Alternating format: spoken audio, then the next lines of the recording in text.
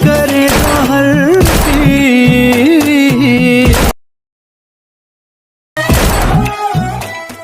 Welcome back to my YouTube channel र पहिले preview video हेरिसक्नुभएको छ। यस्तो भिडियो निकै नै टिकटकमा ट्रेन्डिङमा रहेको छ र यस्तो भिडियो बनाउनको लागि सबैभन्दा पहिले तपाईँ क्यापकट एप्लिकेसन ओपन गर्नुहोस् र क्यापकट एप्लिकेसन ओपन गरिसकेपछि न्यू प्रोजेक्टमा क्लिक गर्नुहोस् र न्यू प्रोजेक्टमा क्लिक गरिसकेपछि तपाईँ 8वटा चाहिँ कुनै पनि फोटो लिन सक्नुहुन्छ। जस्तै मैले पुष्प मुभीको 8वटा पिक्चर लिनेछु र पिक्चर लिइसकेपछि तल एडमा क्लिक गरेर तपाईँ यहाँ इम्पोर्ट गर्न सक्नुहुनेछ र त्यसपछि तल यहाँ फर्मेटमा क्लिक गरेर 9:16 को रेसियोमा लिनुहोस् र त्यसपछि चाहिँ फोटोको साइज मिलाउनुहोस्। जस्तै यहाँ जुम गरेर साइज मिलाउन सक्नुहुनेछ। सब फोटोको चाहिँ साइज मिलाउनुहोस् हेर्न सक्नुहुनेछ।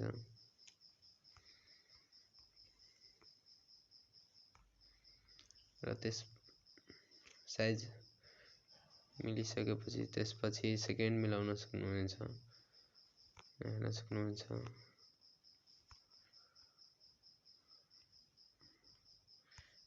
सब फोटोको चाहिँ साइज मिलिसकेछ र त्यसपछि इन्डिङमा क्लिक गरेर तल डिलिट भन्ने अप्सन छ त्यसमा क्लिक गरेर त्यो डिलिट गरिदिनुहोस् र फर्स्टमा आउनुहोस् र फर्स्टमा आइसकेपछि अब सेकेन्ड मिलाउनुहोस् र फर्स्ट फोटोको चाहिँ सेकेन्ड राख्नुहोस् 2.4 सेकेन्ड र सेकेन्ड फोटोको चाहिँ 0.9 सेकेन्ड राख्नुहोस्।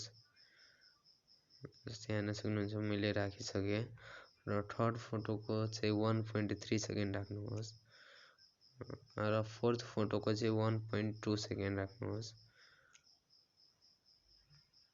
1.2 सेकेन्ड राखी 1.2 र फिफ्थ फोटोको चाहिँ 1 सेकेन्ड राख्नुहोस्। जस्तै हेर्न सक्नुहुन्छ र सिक्स्थ फोटोको चाहिँ 2.2 सेकेन्ड राख्नुहोस्।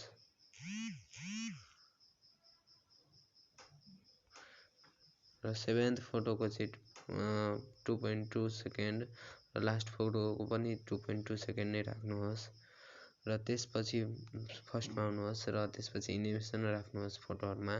फर्स्ट फोटोमा क्लिक गरेर तल एनिमेसनमा क्लिक गरेर कोम्बोमा क्लिक गर्नुहोस् र कोम्बोमा क्लिक गरिसकेपछि बाइसेक्ट टु एनिमेसनमा लगाउनुहोस् फर्स्ट फोटोमा। जस्तै हेर्न सक्नुहुन्छ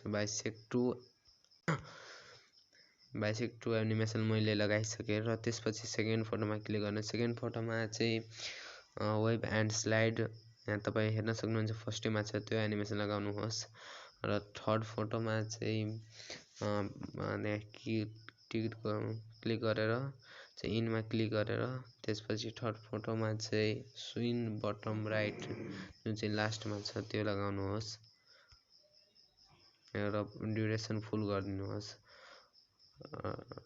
र फोर्थ फोटोमा पनि स्विन बटन लेफ्ट लगाउनुहोस्। त्यो चाहिँ इनमा पाउँछ स्विन बटन लेफ्ट लास्टमा र ड्युरेसन फुल गरिदिनुहोस् र फिफ्थ फोटोमा इन एनिमेसनमा गएर सेक 3 मा सेक 3 एनिमेसन लगाउनुहोस् र ड्युरेसन फुल गरिदिनुहोस् र सिक्स्थ फोटोमा चाहिँ यहाँ क्लिक गरेर सिक्स्थ फोटोमा कोम्बोमा क्लिक गरेर पेन्डुलम 2 लगाउनुहोस् र सेभेन्थमा पनि पेन्डुलम 2 लगाउनुहोस् र 8 फोटोमा पनि पेन्डुलम 2 नै एनिमेसन लगाउनुहोस्।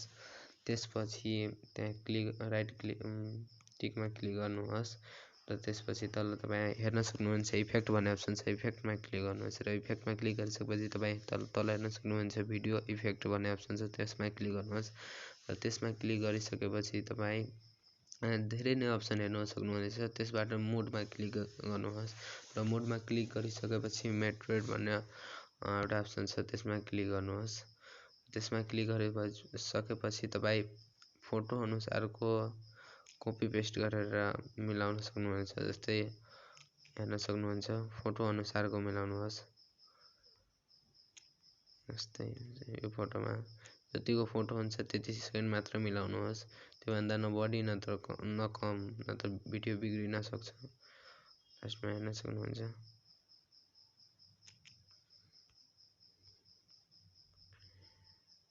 फोटो अनुसारको मिलिसकेछ। त्यसपछि साउन्ड त तपाईले डिस्क्रिप्सनमा लिंक भेट्न सक्नुहुन्छ, त्यहाँबाट डाउनलोड गर्न सक्नुहुनेछ।